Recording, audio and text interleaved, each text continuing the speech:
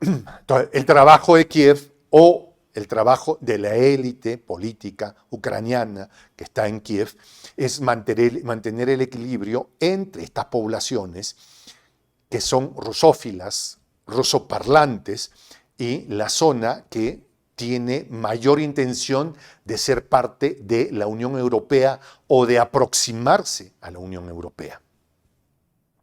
Bueno, podría ser un asunto de, pues sí, claro, hay que buscar equilibrios, claro que sí. Nada más que aquí existe un elemento que se agrega a la geoestrategia. Vimos hace un momento que Rusia es una nación inmensa, muy grande, como la pueden ver, pero tiene un talón de Aquiles, que es esta de acá, que es lo que se conoce como la ruta del Volgogrado, en referencia a la ciudad del Volgrado, que antes se llamó Stalingrado, ¿sí? Esta es la verdadera razón. Yo he visto un video de Ina y Genoveva que dice que, ahí les va, que dice que aquí se trata de una línea roja y que aquí pueden haber misiles, cabezas nucleares dispuestas a atacar Rusia y que tendrían menos tiempo. Sí, es una razón, pero la verdadera razón es que Rusia tiene un talón de Aquiles, que es la ruta del Volgrado, que es esta de acá, ¿sí? De hecho, en la Primera y en la Segunda Guerra Mundial, los alemanes, cuando intentaron romper, fraccionar a Rusia o a la Unión de Repúblicas Socialistas Soviéticas en aquel entonces, intentaron ocupar la ruta del Volgogrado, ¿sí? ¿Qué significa esto?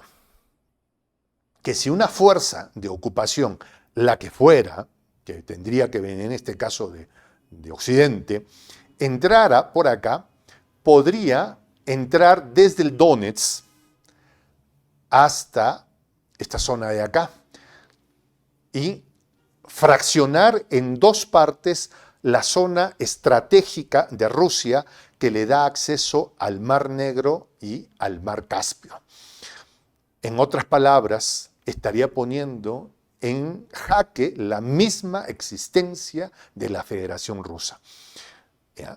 Lo intentaron los alemanes en 2 veces. Es por eso que cuando el general von Paulus, con el quinto ejército, fue el quinto ejército, el general von Paulus intenta tomar lo que en aquel entonces se llamó Stalingrado, pues los rusos defendieron esto con uñas, dientes, sartenes y con todo lo que tenían, porque sabían que si perdían esto, perdían el control sobre estas 2 áreas que son extremadamente estratégicas. Al frente está Turquía, nada más ni nada menos, ¿sí? Entonces, este es el gran tema, ¿ya? Que los rusos no se pueden permitir bajo ningún criterio que esta zona sea ocupada por tropas, por aliados ucranianos que pongan en riesgo su propia existencia. Así de simple es la cosa. Sí, yo de acuerdo con Ina de que hay posibilidad de que se pongan cabezas nucleares aquí y allá. Sí, pues los rusos también les han puesto acá arriba, ¿ya? O sea, para ellos no sería mucho problema porque ellos los han puesto acá arriba y si tuvieran que disparar para su vecino incómodo, que son los Estados Unidos, o sea, fácil que lo hacen desde acá, ¿no? O sea, no es tanto ese el problema. Claro, tendrían que saltarse por todo encima por todo Canadá encima, ¿no? Pero, claro, no deja de ser grande porque Canadá es el segundo país más grande del planeta. Pero el tema en realidad es bien concreto, ¿no? Los rusos no pueden permitirse de ninguna manera perder influencia en esta zona. ¿Por qué? Porque si acá los ucranianos le permiten a la OTAN instalar misiles o ocupar esta zona, pues estarían a un asícito de dominar la ruta del Volgrado, con lo que podrían poner, insisto, en riesgo la existencia propia de la Federación Rusa. Y Putin sabe que estos golpes Occidente los ha manejado muy bien. Hace 30 años cayó la Unión de Repúblicas Socialistas Soviéticas, pese a que hubo un referéndum, se votó y todos los ciudadanos de la Unión Soviética dijeron no, acá nadie se separa. Pero se juntaron 3 presidentes ahí, financiados por Occidente, y rompieron la Unión Soviética. Y entonces Putin sabe, y lo ha dicho en más de una oportunidad, que esa fue la catástrofe geopolítica más grande de la historia.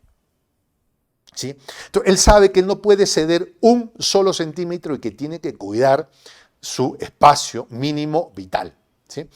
Bueno, Ucrania, que está en este lado, tiene evidentemente acceso a el Mar Negro, que es este de acá. Y fíjense quién está del vecino del frente. Chon, chon, chon, chon, Turquía, que es el socio incómodo de la OTAN, el hermano negado de la Unión Europea y el vecino incómodo también de Rusia. Porque si bien es cierto, Erdogan y los intereses turcos pueden ir en sincronía en muchas cosas con el Kremlin, pues en otras tienen las cosas muy, muy enfrentadas y muy en disparejo. ¿Sí? Entonces,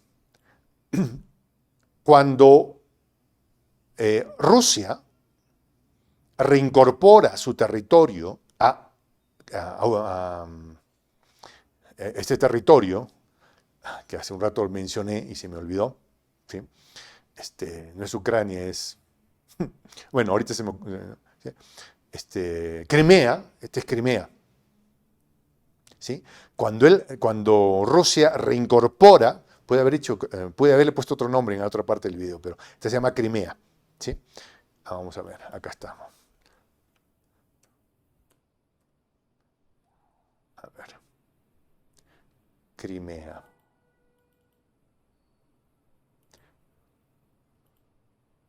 Claro. ¿No? Esta es la península de Crimea. Pude haberme equivocado si le puse otro nombre en algún momento en el interés de hacer más, de ponerle énfasis a la explicación. ¿Sí? Cuando Rusia reincorpora Crimea a la Federación Rusa, lo hace a través de un proceso electoral. Hubieron temas complicados. ¿Qué pasó? En Crimea, muchos rusoparlantes se levantaron contra el gobierno de Kiev. Y Kiev mandó tropas y chapó a los crimeos y se los llevó, y hasta ahorita estamos esperando que los devuelvan. Nunca volvieron. Y que yo sepa, no hay ninguna nación europea que haya protestado por esos crimeos que fueron llevados a alguna parte del territorio ucraniano y que nunca más se supo de ellos. Nadie reclamó por los derechos humanos de estos crimeos. Hay un tema de resentimiento y dolor muy fuerte. Lo mismo pasó en la región del Donbass. Pero de alguna manera aquí la cosa fue pacífica porque hubo un proceso electoral. ¿Sí? En esta zona, en la zona del Donbass, no. En esta zona del Donbass no, porque acá, tristemente, lo que hay es una guerra civil. Las regiones, ¿sí? Dos regiones específicas del Donetsk y Luhansk, espero pronunciarlo bien, se han declarado repúblicas independientes y están pidiéndole a Rusia que la reincorpore a la Federación Rusa. Así de simple. ¿Ya? Ahora, Rusia, ¿qué es lo que ha dicho? Y luego vamos a explicar. No te reconozco, no te reincorporo, tú deberías volver a Crimea, es lo que ha dicho. Pero en la práctica lo que está haciendo es darle soporte militar y algo más interesante, les está dando pasaporte ruso a todos los ciudadanos que se lo pidan de la región del Donbass, ¿ya? Con lo que se ha convertido en una suerte de protectorado de pasaporte. ¿Sí? Entonces, esta zona, en la práctica, funciona con autonomía. ¿Sí? Es decir, se han declarado independientes, ningún país del planeta les ha reconocido, pero Ucrania, vía Kiev, no tiene control sobre estos territorios. No los tiene, y Rusia tampoco los ha reconocido. ¿Sí? ¿Por qué no? Es la pregunta, si es que hemos visto que esta es una zona vital para mantener su integridad territorial. ¿Sí? Por una cosa muy simple, porque en la práctica Rusia ya tiene control de esta zona. No lo reconoce, en palabras dice, pues sí, ¿no? Tendrías que volver a Ucrania, pero te doy pasaporte ruso por si las dudas. Con lo que se crea un protectorado de pasaporte. Pero ¿por qué en realidad no lo reincorpora como hizo con Crimea? ¿Por qué no? Es muy simple, porque ahora lo que a Rusia le interesa no es esta zona, sino que la Unión Europea y Alemania, en términos específicos, le termine de dar las licencias para que funcione el Nord Stream 2. Entonces dice, ¿para qué me anexiono o para qué me reincorporo una parte de territorios que pueden ser súper interesantes, pero ya sobre las que tengo control ahora mismo,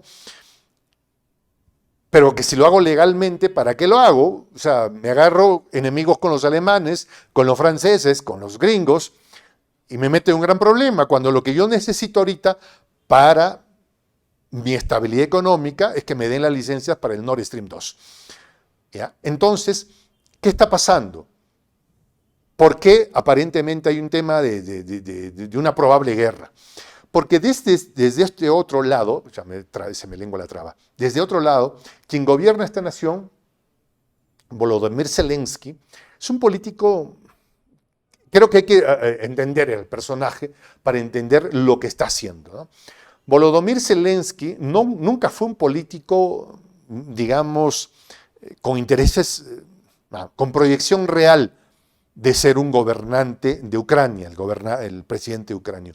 Era un cómico, era un comediante producido por los poderes mediáticos que tenían control de las televisoras.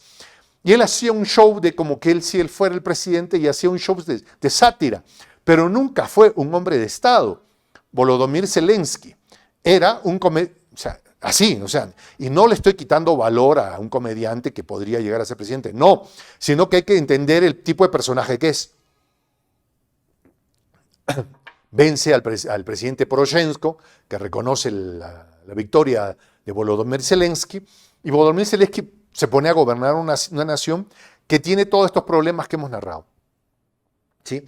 Bueno, comenzó con una popularidad absolutamente avasalladora, increíble, pero en este momento solo el 20% de la población en su país dice que le volvería a votar. ¿Sí? Entonces el hombre está desesperado por ganar algo de popularidad en su propia nación.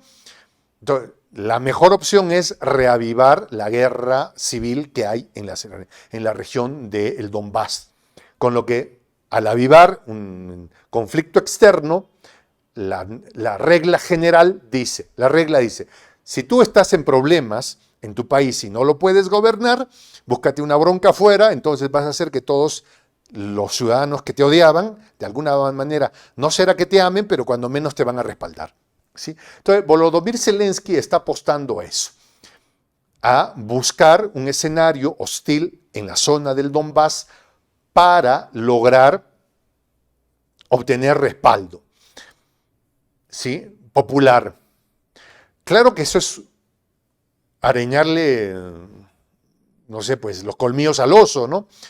Porque no solo en esta zona del Donbass hay rusoparlantes, en la zona de Moldavia también hay gente rusófila, absolutamente rusoparlante, que dicen nosotros nos volvemos para la Federación Rusa, no, nada tenemos que hacer acá, ¿ya? En esta zona, que es el este de Ucrania.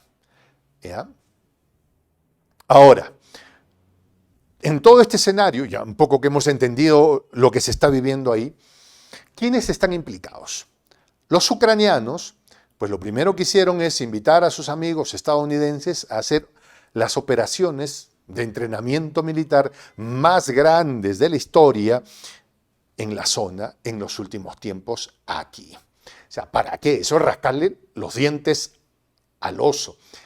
O sea, está bien que alguien necesite votos, lo puedo entender, pero de ahí a hacer esto, pues como que es bastante irresponsable, ¿no? La apuesta de Putin en esto es mantener las cosas como están, que es básicamente el acuerdo de Kiev, ¿ya? ¿Qué es el Acuerdo de Kiev? Cuando estos se declararon en guerra y a una guerra civil y se declararon independencia, entonces los franceses y los alemanes lograron juntar a todas las partes y llegaron al Acuerdo de Kiev. Perdón, no es el Acuerdo de Kiev. Ahora sí me acuerdo el nombre. ¿Sí? ¿Sí? No es el Acuerdo de Kiev. ¿Sí? De Minsk, perdón, a veces confundo los nombres. ¿Sí? El Acuerdo de Minsk. Entonces, ¿qué decía el Acuerdo de Minsk? Que era una cosa así como, ¡stop! ¡Congelados! Congelados. Nadie se mueve, ya. El que está como está, ahí se queda. Más menos fue la cosa así, ¿no? Más menos. ¿Ya? Stop, congelados. A ver, ¿tú dónde estabas? Ya, pon una raya, ahí te quedas. Tú, ahí te quedas. ¿Ya? A partir de esto construyamos algo. Eso fue el Acuerdo de Minsk que impulsan los gobiernos de Alemania y Francia para darle estabilidad a la zona. ¿Ya? Pasa que la historia acá es muy complicada. O sea, los rusoparlantes que viven en Ucrania ven a sus pares del otro lado, hacia Occidente, a la de Leópolis, por ejemplo, que no fueron muy leales con los intereses de su nación en la Segunda Guerra Mundial, por ejemplo, ¿no? Porque cuando llegaron los alemanes, esta población de acá los recibió a los alemanes como libertadores. En serio. ¿Sí? Y podrían tener sus razones en ese momento. Entonces, ellos históricamente tienen como que somos más de este lado, pues, ¿no? Entonces, el Acuerdo de Minsk es stop, congelados, cada quien la posición que tiene la defiende y ya la mantiene y aquí va, ¿no? Entonces, la idea es, desde la mirada de Putin, implementar el Acuerdo de Minsk. El problema es que este presidente que tiene tan poca